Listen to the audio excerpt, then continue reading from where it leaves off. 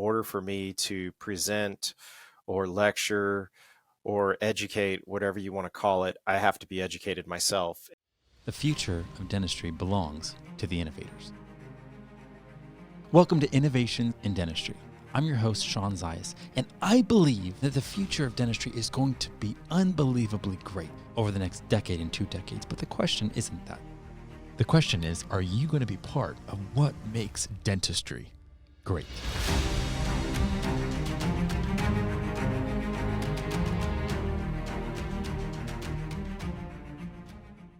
Here I am, and I get the honor and privilege of getting to interview Dr. Chad Duplantis.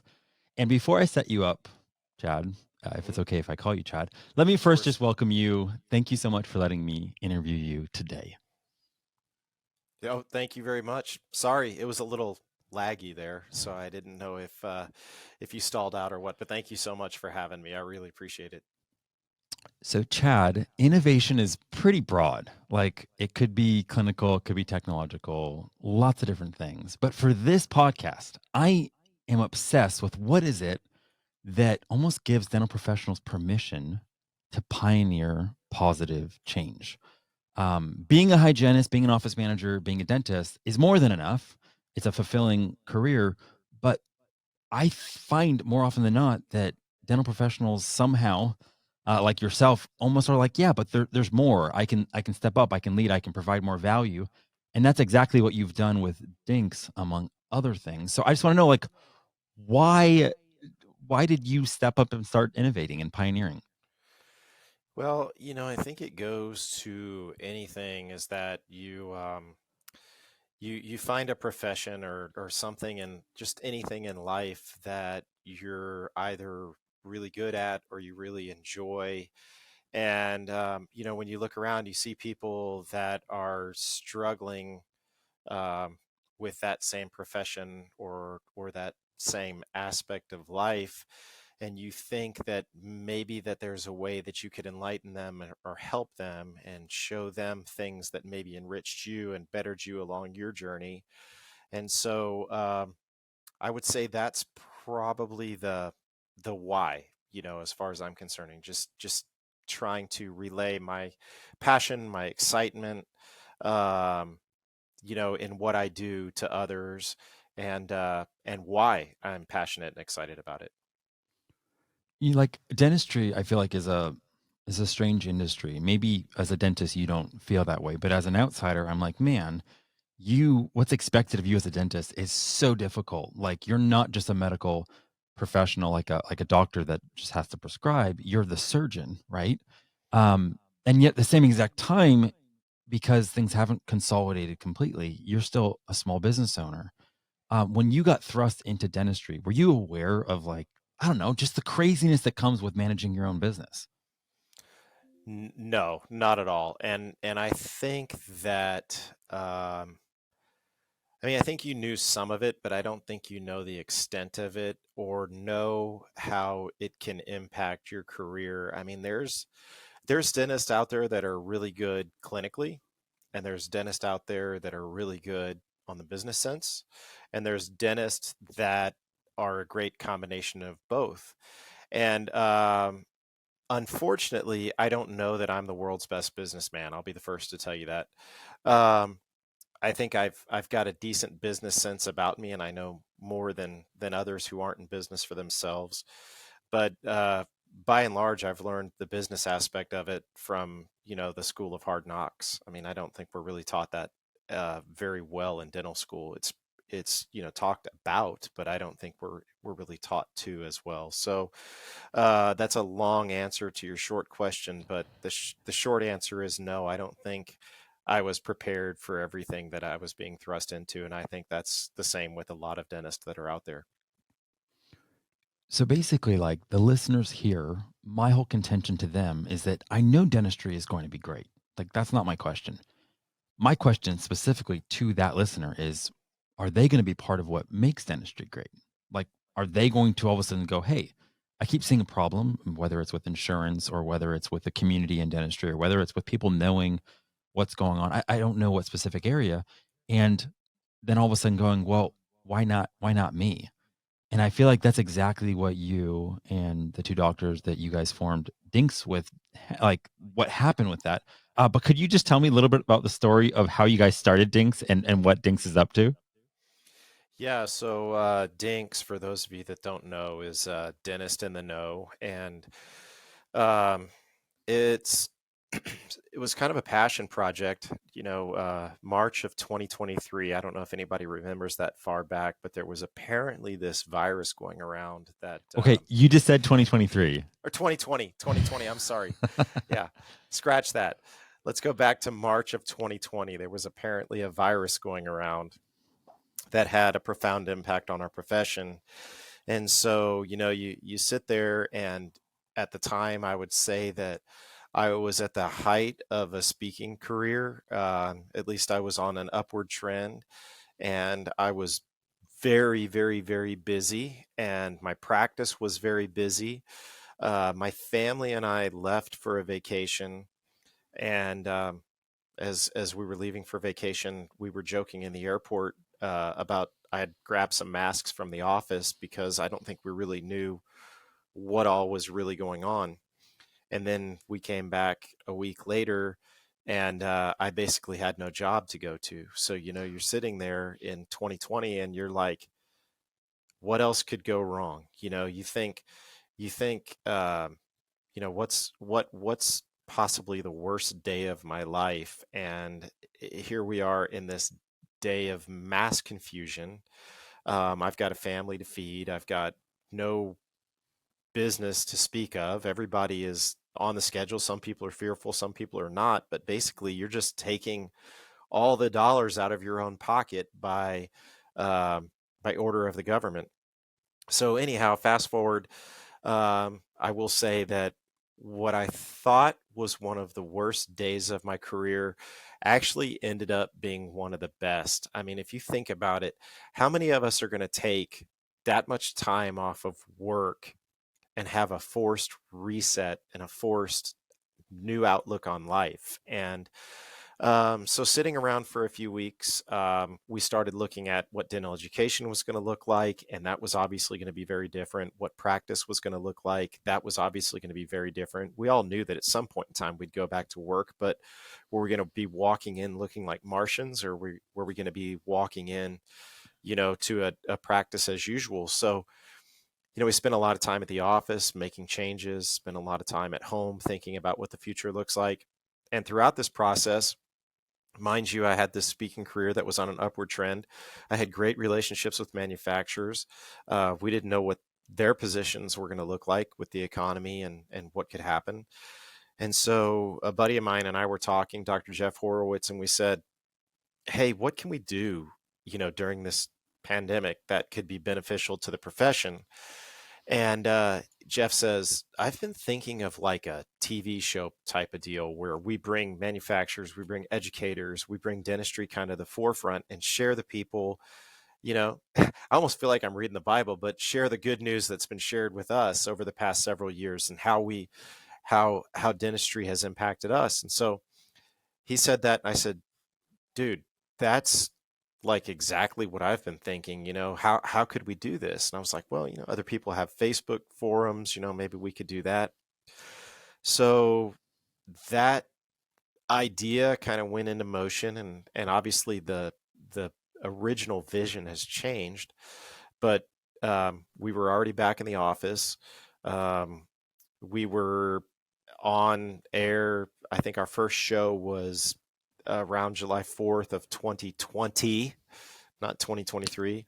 And I think since July 4th of 2020, every Wednesday night we do this. And I think we've missed maybe twice that we didn't have a show, three times at worst, but we've always aired something or something, and something relevant that maybe we had pre-recorded. But it's been a fun journey. Well, and So I love the fact that like no one came to you and said, "Hey, you should do this." No one, and then no one also came with this whole idea of, by the way, Chad, it's gonna work. Like here's the guarantee that if you step up and try something unique, it's going to work. and you've made massive impact and really inspired and made such a big difference in dentistry from what I've seen. And yet, that's the beauty about innovation, is that no one's going to be able to actually say, "Oh, this is going to work." You have to grapple with the unknown. Before we kind of dive a little bit more into that aspect, when did you start actually speaking, and how did that come about? Because I'm really curious, if you kind of always knew, hey, as a clinician, I think I'm a good communicator and maybe I can start leading. Or even if in the beginning of that career, did you have like the whole, I don't know, like, can I do this? What if, like, did you have the whole self doubts or imposter syndrome, or were you just pretty much self assured and you're like, I got this? No, I think it's I was asked by somebody last week who wants to get into speaking, and I think I kind of fell into it. So my journey in speaking or education started. I knew I always wanted to teach, and I actually, when I graduated, I taught at the dental school here in Dallas for 2 years. Really enjoyed it, but it was kind of a time grab. It was every Monday. It was a Monday out of my practice. As my practice started getting busier, I didn't have the time to dedicate going into Dallas, which is a bit of a drive, uh, and so that kind of dwindled, and then I guess it was 2012, 2013. I started doing some things for 3M, and 3M gave me my first dental speaking opportunity, and it was product driven, and it ended up being a lot of fun. And then, you know, as I was talking before, I have a young dentist that wants to start speaking, and I think you've got to find your niche. I mean, I can go out there and promote a product as long as the day is, but people don't want to hear that, nor do they get education from that. So you've got to find your niche in dentistry and your message.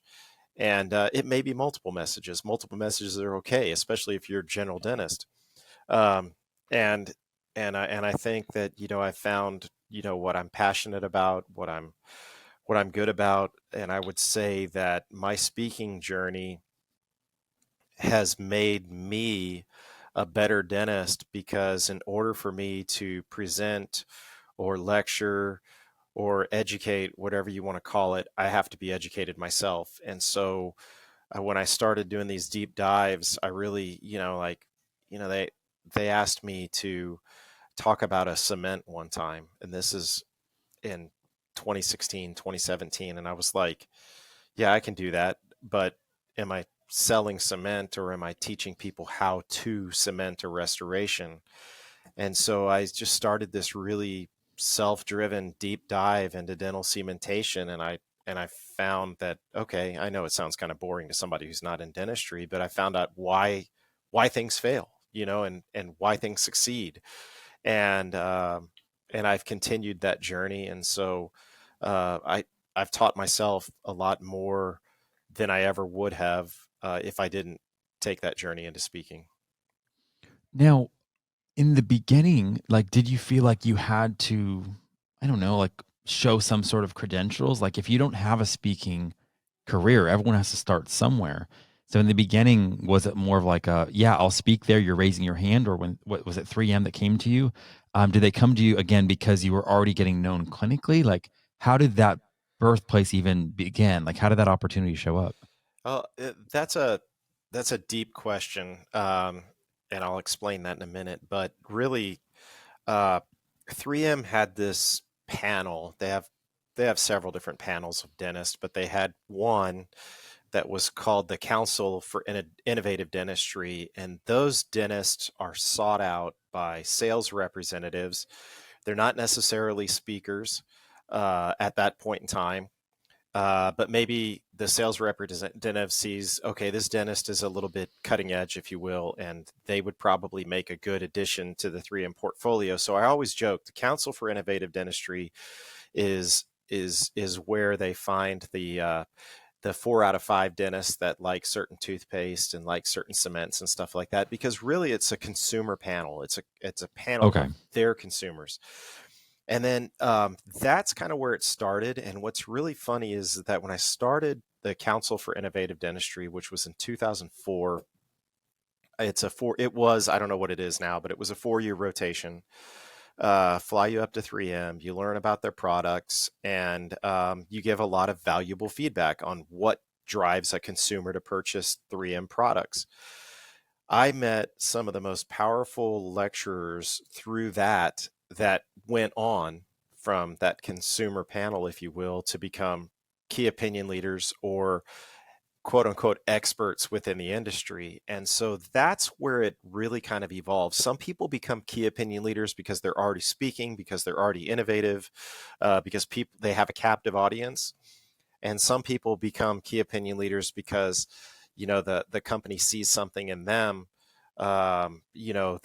that could put them to that next level. So that's how it started for me. Was when I was a key opinion leader, that's when they started asking me to go out and speak on certain products and whatnot. And then I, I gradually you drift away. Although there are certain products that are going to be evident in your presentation, you drift away and become more of an educator than a speaker per se. And that's what my goal is always to be as as an educator. So So since you knew kind of identity wise, like, hey, I feel like I'm an educator. You'd already been doing stuff in Dallas.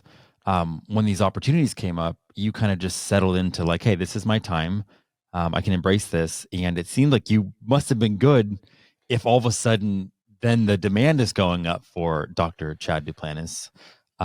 Sorry, I think I said it wrong. no, Dr. you Mel said it. Dr. Mel Gibson. Yeah. So for those of you that have never met Chad in person, you could do a double take, maybe even a triple take, and be like, "Is that Mel Gibson? Is this William Wallace?" Because you've got those striking, manly, handsome features. I just got to throw that out there. Hey, I appreciate that. I'll take William Wallace any day, all day long. I do like Mel Gibson. I was actually, when I was visiting Japan in dental school, I was asked to sign an autograph as Mel Gibson. And I had to let them know that I was not Mel Gibson, and I did not even have gray hair at the time. So it was kind of funny. But Okay, so I didn't know. yeah, I'm not the original that said this. You get this all the no, time. not all the time, but I have heard it from time to time. So Does your wife like roll her eyes like, "Oh, here we go again"? yeah, I don't know. I don't know. She doesn't see it, so I just kind of roll with it. Yeah. So, have Uh, you ever felt at odds with the perspective as a clinical dentist, as an educator, and the way that you show up in that sense, versus as the business owner, entrepreneur? Um, do you ever see those mindsets or lenses coming at odds with each other, or for you, is it kind of one and the same? yeah, I guess you do. I mean, you always want to practice what you preach. Um, but you know, I think that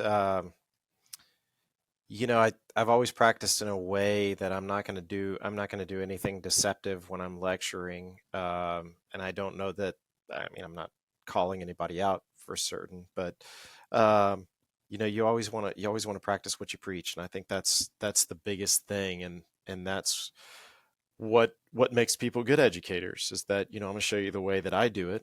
Come to my office and you're going to see the exact same thing, you know? So Well, I guess I meant more in terms of like when you're doing things clinically. My guess, again, not a dentist here, yeah. is that you're trying to reduce risk, reduce liability, and I'm sure there's room for innovation, but it's in more of a micro sense because you want to follow best practices for most reliable outcomes. I'm guessing. Like, does that sound at all like kind of a mindset or a way of looking at clinical dentistry? Yeah, I mean, you always want to follow best practices, and my biggest advice is to follow best practices. You have to do something that dentists are horrible at, absolutely horrible at it. It's reading instructions. And I'm serious. I'll say that 100 times in a lecture, but yeah, I mean, yes, I am very liability averse. I want to make sure that I do whatever I can to, to make sure that I'm doing things the right way. Um, I guess I'm answering your question. I'm not sure. Well, no. So you're just confirming, which is setting me Yeah. up for what I'm like. Here is my contention: is that anyone that then starts pioneering Uh-huh. or starts embracing more of that, I'm an entrepreneur or I'm a visionary entrepreneur that wants to pioneer positive disruption. Well, now you're balancing with this tension of I need to almost like fail as fast as possible because I don't actually know what the marketplace is going to reward. Yeah. I don't actually know what's going to get traction. How do I need to like so within the confines of ethical Yeah. ethical innovation, there's not a lot of rules. And I'm just saying, contrasting that to um, ethical clinical dentistry, where it's like, well, yeah, you're not really doing something crazy out of the box because you could really get in trouble for that. So that's all I'm saying is like, in one sense, you're again limiting liability. On the other way, it's like, well, no, you have to embrace massive risk in order to get massive reward. And like, what things you guys didn't know that was going to work, or did that just seem like a small step for you? Because to me, that was a big deal for you guys to step up and lead the way you did, even with such a consistency to it. Yeah. I mean, it's um I th I think that I don't think we ever realized I don't think we ever thought that we were taking a real risk with Dinks, you know. But Hmm. I will say this is that okay, so I've mentioned my business partner, Dr. Jeff Horowitz. I have not mentioned yet my other business partner in Dinks, Dr. Jennifer Bell. I if Jeff and I had started this venture alone, you know, here we are 3 years into the pandemic, 3.5 years almost into the pandemic, or if, I don't know if we're out of it. I don't know what the hell's going on anymore. But anyways, you know what I'm saying. 3.5 years Yeah. ago, this virus came around. Now, I don't even know if people test themselves anymore. Um, but if if we hadn't have brought on Dr. Jennifer Bell, Jeff and I would have probably lasted 3 months because you know you get into something, you do something, and it becomes kind of boring, you know. Whereas what Jennifer Bell brought, you want to talk about innovation. Jennifer Bell has brought a whole new level of innovation, and she's really kept this idea very young. We had 2 full days of business meetings this past weekend, and you know we started talking about an exit strategy. You know, okay, what does an exit strategy look like? And the funny thing is that this is a great lesson for any practice owner. You always need an exit strategy, or any business owner. You always need an exit strategy. It doesn't mean that you're going to exit tomorrow, but you need to know what the future looks like. And at some point in time, everything's going to come to an end. I don't want to be doing this when I'm 90 years old. I'm sorry. I love what I do, but I'd like to have a life after dentistry. So, you know, we started talking about an exit strategy, and it's funny, we all started kind of talking about it, and we all take this mindset and look at one another and be like, wait a second, are we calling it quits? No, no, we're not calling it quits. We're just trying to figure out what our end game is. You know, do we want something that's going to sell for money? Because if we do, then we've got to redirect a little bit. Do we feel that there will be value? Are we going to hand it off to our kids? None of our kids are going to be dentists that we know of. Jeff's aren't, mine aren't. Jennifer's got 3 young ones. Maybe they will be. I don't know. Are we going to hand it off to another, you know, let's call him an influencer in dentistry? But what does it look like for us? Or are we just going to ride off into the sunset, close the chapter in the book, and move on? You know, and so, you know, Jennifer has really kept us young. And I think that developing that exit strategy or that end game is also part of our innovation. It helps us direct where we need to innovate and where we need to change. Um, and I think that she's really the mastermind behind some of the good things that we're doing. I mean, you know, we started off as a Facebook group and that was it. And now we've expanded. The Facebook group is larger than it once was, but our goal growths aren't there. Our goal growths are elsewhere: Instagram, YouTube, podcast. That's where our goal growths are. And so, you know, dentistry, your side gig, whatever, there's always got to be constant innovation. And I love that you guys are unafraid to talk about the end game because um, it's like, it makes sense when it comes to dentistry. No one's wanting to put 30 years into their practice and then be like, well, yeah, but at the end of the day, like, I don't want anything for it. It's like, are you kidding me? Like, Hmm.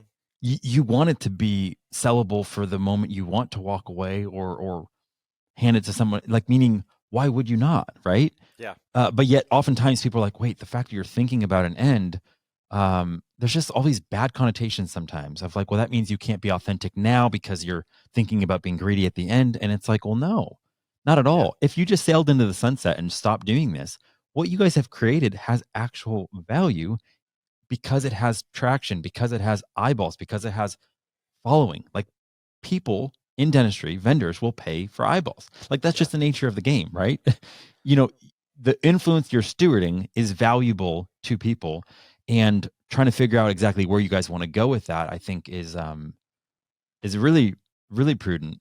And that's what I'm saying. Like, the whole business mindset is sometimes different than just kind of the game that you'd play as a dentist, because maybe it is expected that people are like, yeah, I'm going to sell my practice. But that's why, even, I'm talking to Victoria Peterson, and she's like, yeah, it's different to like sell your practice than to actually have like an investment grade practice where you can get it for a multiple Yeah. that's, instead of selling it for, 700 or 1.2, we're talking, are you willing to sell it for like 2.5 to, because there's a multiple, because you've structured everything right, and EBITDA looks a certain way.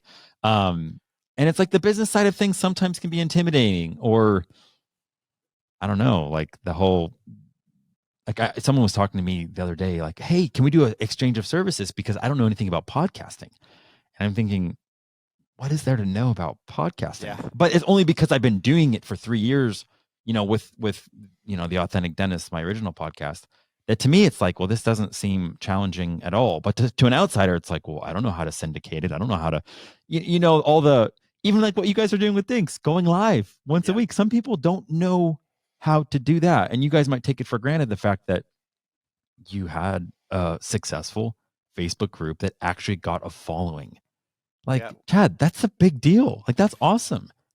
Well, no, I appreciate that, but you're right. I mean, we didn't know how to go live the first time we did it, and we used a one platform. That platform sucked. We've switched to another platform. That platform's okay, but I think it's one of the best ones out there. So you're right. It's there's a lot of what ifs, and now we have a person that converts the episode into a podcast. We have another person that converts the episode into a YouTube segment, and then we have a person that splits it. We have a person that's doing our marketing. So I always joke it, although there's an income coming in, it's the best non-paying job I've ever had. you know, and maybe one day it will be paying, but that's okay. That's not what it's there for. So So I'm always fascinated by how people handle adversity. Um, and I think part of it is because the reason why a lot of people don't start something is because of the what if I fail? What if I fall flat on my face? What if I get publicly humiliated? And part of it's because it's hard to embrace that like beginner's mindset, or become like a newbie at something, when, on the one hand, if everyone in your community knows you for clinical excellence and you're a respected dentist, to then all of a sudden do something publicly where you're not respected and you don't have expertise yet, it could be like, I don't know, like, that's scary. That feels very insecure. So then all of a sudden it's like, well, then how do I show up already as an expert? Well, you don't. Like, you didn't show up as an expert with DINKS, knowing how to go live, knowing how to, host some sort of TV type thing where you interview people, and yet you got, like, I don't think anyone was paying attention to the first or second episode or third episode saying, "Oh, these guys suck. They don't know what they're doing." Like, hmm but that's the thing we hear, in the back of our head, like, as the reasons why we don't step up, step out. What were some of the, like, was there a mindset that you had to shed over the last 10 years so that you could be where you're at today? Like, some mindset that was either trying to hold you back or play small. yeah, I think it's a mindset from when I started in dentistry, just as a dentist, is that there's a couple things you need to get over. One is dentists are usually, at least the dentist that I went to as a child, I always saw dentists as kind of, community people. Everybody loves them. That's why we chose our dentist. We moved to Houston years ago, and we found out that there was this dentist that everybody loved. He was a nice guy, and that's where we went. And we did the same thing when we moved to Dallas. We found a dentist. We loved him. That's where we went to. So I always thought dentists were just lovable people, and they were outgoing, they were talkative, they were just nice people. And that's what I wanted to do. I wanted to start a practice with grace, compassion, understanding. I wanted to be everybody's friend. And I think it was real quick that I realized that you're providing a service that, whether you like it or not, sometimes it's going to cause pain. Um, whether you agree or not, it's not an exact science. You're dealing with the human body. People heal differently. People have, different outcomes from different treatment. And I think the hardest thing to realize in the practice of dentistry was that you're not going to make everybody happy. No matter how hard you try, you are not going to make everybody happy. You're not going to be everybody's friend. Whether you like it or not, you're going to hurt somebody at some point in time. God forbid it be intentional. And you've got to get over that. I mean, I had a lady that came in right around Christmas time. I told her that she needed 3 crowns. And to be honest with you, she probably needed 10. And she left the office that day and she called and she said she wanted her records sent to another dentist because all I was trying to do was get money out of her so that I could buy my kids Christmas gifts. And I will never, ever forget that because she doesn't know me and that's not who I am. I've always been very conservative. I've been probably conservative to a fault at times. And so once you realize that you're not going to be everybody's friend, then I think the world becomes a better place. You just got to be you. You got to be you. If you feel, and if 95% of the people that you're around say that you're a pretty good person, then let's go with the 95% versus the 5 that say that you suck at life. And I think that that goes with speaking, and that goes with running Dentist in the Know. I mean, look at, if you want a humbling experience, look at your reviews from lectures. As long as 75 or 80% of them are positive, that's pretty good, because there's going to be the people in the audience that never give a 5, no matter how good it was, just because that's the way they are. And you're going to get some comments on there that are untrue or whatever, but you're not going to be everybody's friend. That's just the moral of the story. Not everybody's going to like you. And I think that that's where we go with Dentist in the Know. And once again, knock on wood, we don't get any raging complaints or anything like that, but we get a lot of, hey, that was a great show. Hey, thanks so much for sharing this. Oh, we enjoy you guys' banter. You guys are funny. Thanks for bringing the news. Thanks for this. Thanks for that. And that's what keeps us going. It's the positives that keep us going. And like I said, it's just get over that stigma, and I think life is going to be much better for you and for everybody around you. I mean, there's so much you said there, Chad, that's just like kind of like worth repeating or breaking down. Like, I know whenever you start anything, it's so natural. We're supposed to model. Like, you model a hero, someone you look up to. Even as kids, what you do is you model like how your parents act. Like, that's just how we were. It was built in for us to learn. But then at some point, you got to start realizing, well, but who am I? Like, how do I do dentistry, or how do I want to do Hmm. dentistry? And yes, I have a local market and a local community, and I have services that pay the bills. But then how do I also kind of infuse my personality, my perspective, the way I want to do dentistry, where there's some alignment between the two? Because maybe it's not like I can just talk about fishing all day long with my patients because I love fishing and somehow that's going to get the bills paid. Maybe it won't. um but still, like, I love the fact that you stayed on that journey and you kind of found your authentic self in the practice of dentistry as a speaker, and then even as a contributor, to DINKS, and I was just interviewing Brandy Hooker Evans, and she's like, Shawne, someone told me, and it helped me so much. Like, it's none of your business what other people think about you, and you don't like it. So what? And like, I feel like as I interview people, I don't want to say get ministered to, but I get so blessed by hearing the breakthroughs that they've had, because honestly, most of the time that's the struggles that I still am having. Like, I don't like being misunderstood, Chad. I don't like it when someone doesn't know where I'm coming from.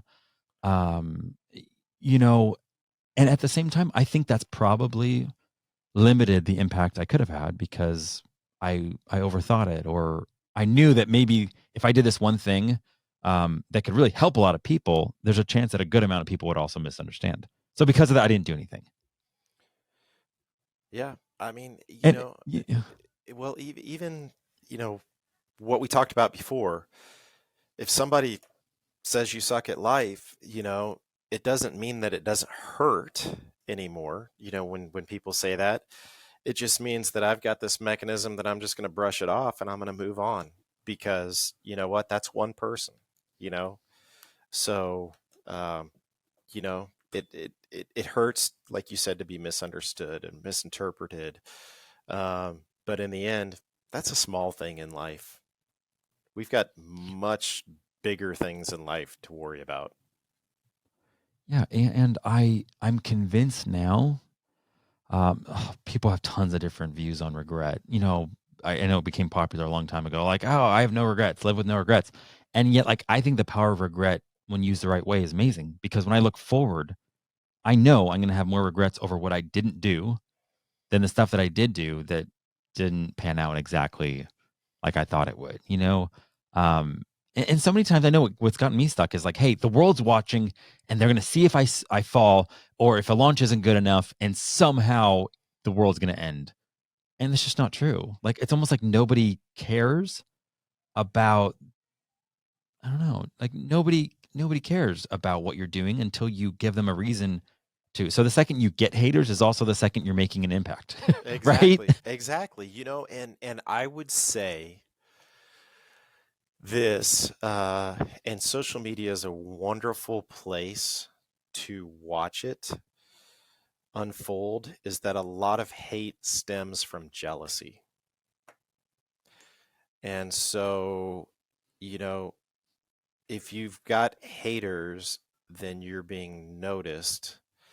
And quite frankly, a lot of times, if you dig deep enough into it, maybe they, you know, deep down inside want to do what you're doing, or some of what you're doing.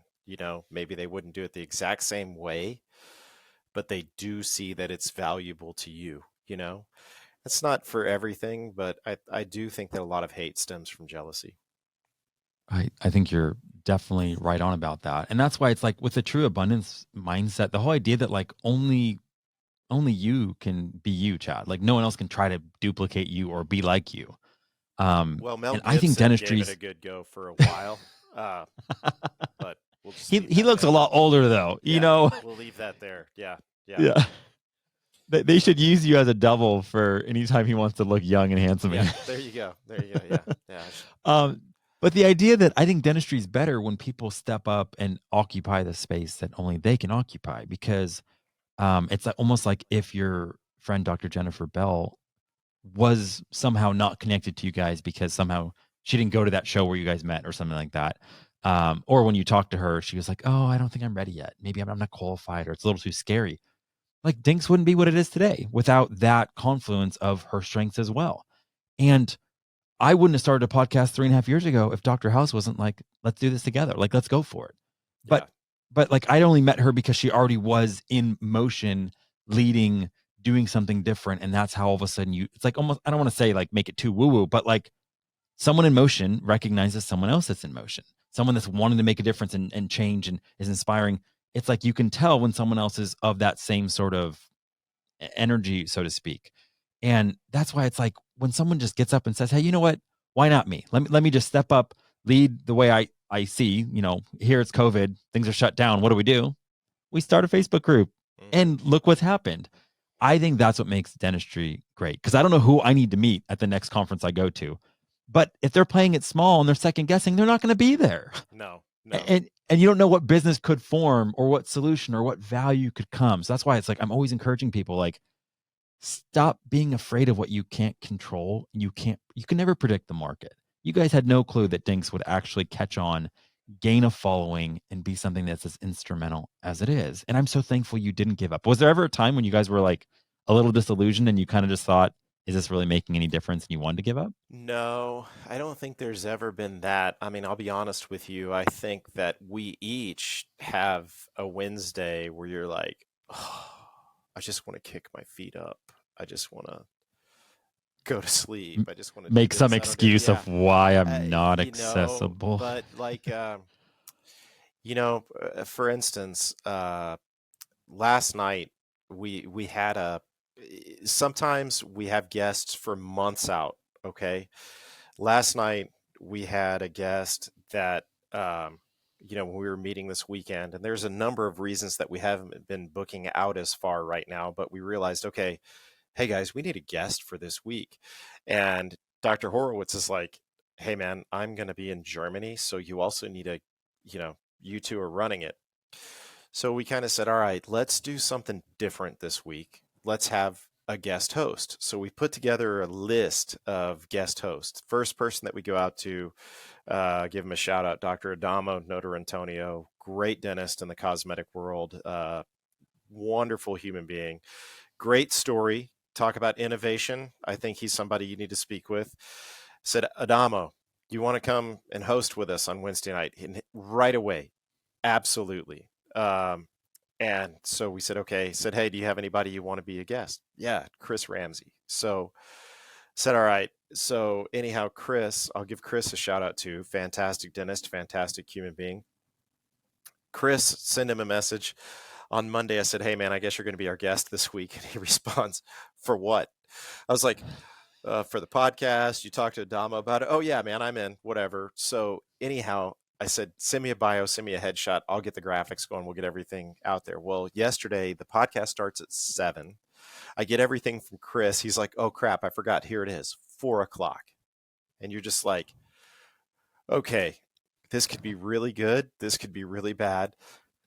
Excuse me. I'm sorry. And I would say this to Chris just because I didn't know what was going to happen. Well, anyways, we got Chris on there. He showed up, and the stories that he told and the way that he positioned who he is in dentistry.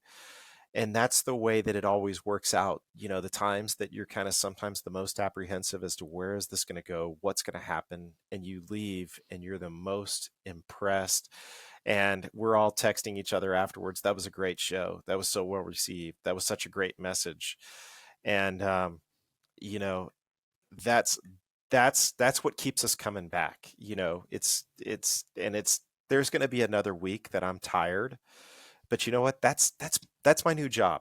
That's my job. That's Wednesday night at 7 o'clock, and I'm always going to be a hard worker no matter what job I'm doing. And you know, I look at it as a fun job because I'm obviously not getting paid for it, but it's a fun job. And so that it all works out in the end. And I don't know. I went off on a tangent. Sorry, buddy. Well, I think part of what no, but part of what you're saying is even this like idea of like we would love to have clarity on like perfectly planned, right? Because in dentistry, again, you plan as much as you can because you want a predictive outcome. You need that clinically. Like no one's saying, hey, go ahead and start winging stuff the second you meet up with the patient. Don't have a clue what's going to happen. Yeah. But there's something about in the business world where like even Jeff Bezos says he's fine with only 70% certainty, which means 30% uncertainty. He's fine making gambles on big decisions with 30% of, I have no idea. And I think for a lot of type A dentists that want to have every duck in a row, that want to make sure the market research is there, to make sure that we're 99% sure this idea is going to work, you beat the horse dead. Like no, don't wait till 99%. That could take 2 years to wait to 99%. Like be fine launching at 70 and then letting the market tell you, you need to just change it a little bit. Yeah. That was almost good, but maybe the messaging's a little off. And then you actually are learning you know, and the fact that, again, you guys had this episode and didn't exactly have it scripted, perfectly prepped, perfectly planned, and it was amazing. That's just a testament to that. No, it was. And one of the things I want to say, you made me think about this a lot throughout this this podcast, and sometimes things just kind of come to your head, but you're really good at what you do, and I like to think that I'm really good at what I do. I'm a dentist, but I don't mean this to come across the wrong way, but what I do is a means to an end. Okay, dentistry is a wonderful profession. It's been very good to me for the past 23 years. It puts food on the table. It affords us some really nice things. But all of that being said, when I'm gone, I don't want my headstone to say Chad Duplantis was a really good dentist. Chad Duplantis was a really good dink. You know, I want that headstone to say Chad was a really good dude. He had a hell of a family. Uh, he was a good father. He was a good husband. He had a strong faith. That's what I want that headstone to say. I'll always be good at the other things. And if I keep that foundation of doing what's right for my family, doing what's right for my kids, and doing what's right for me to go to bed at night and not, and sleep well, then that's what I want to be remembered by. And, like I said, I don't mean it negatively that dentistry is not a means to an end. I mean, when I say it's a means to an end, I I love what I do, but I don't want that to define me. And I hope that that message comes across in whoever I speak to. It's going to be about dentistry, but you're going to get to see the real me, and I think that's really Well, important that we stick to who we are. let me affirm that because I was actually going to kind of tie that into my close, which is soon. But before that, I honestly wanted to say, like, you are playing the long game, whether you realize it or not, because you're a man of integrity. Chad, like when I met you, I knew you were who you said you were. And because of that, you earned the hardest thing that anyone can earn, and that's trust. And in life, anywhere, all we're doing is brokering trust with other people. And if I feel like you're playing the short game and you're doing what's in the best interest for Chad and you're constantly trying to get ahead while walking on other people, I'd be like, oh man, like I don't want to do business with this guy. But you've constantly stayed as like, man, Chad, no matter what comes up, I know, like I've told you before, if all of a sudden there's a business and I want some clinical director or I'm talking to you because I know you are someone I can trust. And that is the most important thing, not just for me, I would say for any business person when it comes to partnerships, when it comes to anyone, it's not about their excellence, it's not about their skill. At the end of the day, it's about, but also can I actually trust them, their character, Very true. who they are. And through, that is you. And if our listener is like, I don't know if that's me, you got to work on that, or else you're not going to get anywhere long term because dentistry is small enough that stories get around. Yeah. You got to do right by people, right? Yeah, that's very, very true, man. That's very true. Stories do get around. So, but yeah, no, Okay, and I so appreciate that. So thank you. I feel the um same way, my friend. well, thank you, Chad. Okay, so I have one question for the close, but before that, is there anyone just in the spirit of honor that you would like to honor that was kind of like a mentor? Yeah, just for you in either dentistry or on the business side of things. Man, there's a lot, but I think most recently, since we've been talking about my journey in education, I mean, obviously, two of my biggest mentors in life that they don't know this, but it's Jeff and Jennifer, my partners. I learn so much from them on a daily basis. My wife is a mentor. I learn so much from her on a daily basis. My kids are mentors. I mean, who says that about their kids? I don't know. I mean, my kids, I learn so much from them. Uh, but if we're going to go to dentistry, I'm going to have to give a shout out to Lou Graham. Lou Graham is founder of Catapult Education. He's a wonderful speaker. And, Lou Graham could be talking about selling ice to the Eskimos, and people would want to hear him talk about it. And Lou is, and I say that facetiously because he's one hell of an educator. But um, Lou really kind of helped my path forward in dentistry through speaking. And so I'm forever grateful for that. I'm no longer a member of Catapult, but it will always hold a place very near and dear to my heart. So um, if we're, since that's kind of the topic of today, where we are right now, I'd have to give Lou a lot of credit. Well, thank you. If our listeners right now are like, hey, I want to find out more about Chad or what he's doing or connect to DINKS, where do you want their eyes going? I would love for them to, start by joining our Facebook group, Dentist in the Know. If you're not a Facebook person, we're on Instagram, YouTube, podcast can be wherever you get your podcast from. I hope that we will always maintain our mission of providing valuable information and education to the dental public. And, we just love to have you. Okay, so Chad, do you know what my closing question is? Are you ready for it, or you have no idea? I'm ready for it. Okay. So here you are, you're walking down the street, and off in the distance, you see a younger, more handsome 18-year-old version of yourself. Maybe he's not more handsome, but he's younger. And you only have time for one sentiment to communicate to 18-year-old Chad. And again, the assumption is you can live your life over from 18, like that, you know what I mean? So what do you say to him? That's very deep. But I think what I would say is whatever you do, live life to the fullest, have no regrets, and have a boatload of fun, because life is too short to not have any fun. So that is the message to the listeners today. Chad, it has been such a gift. It's been so easy just to honor you as an innovator, as someone that literally is pioneering positive change, not just to your patients, not just to every dentist you talk to as you're speaking across the country, but also just through Dentists in the Know, what you guys are doing to encourage, to bring, I don't know, just to even make dentistry entertaining and interesting and keep people in the loop. Like, I love what you're doing. I'm 100% in your corner, behind you, Dr. Horowitz and Dr. Bell. But again, just thank you so much for joining me today. Thank you, buddy. I appreciate it. It was a lot of fun. Thanks for listening, and be sure to follow so you never miss an episode. To learn more about what's going on in dentistry, check out innovationindentistry.com.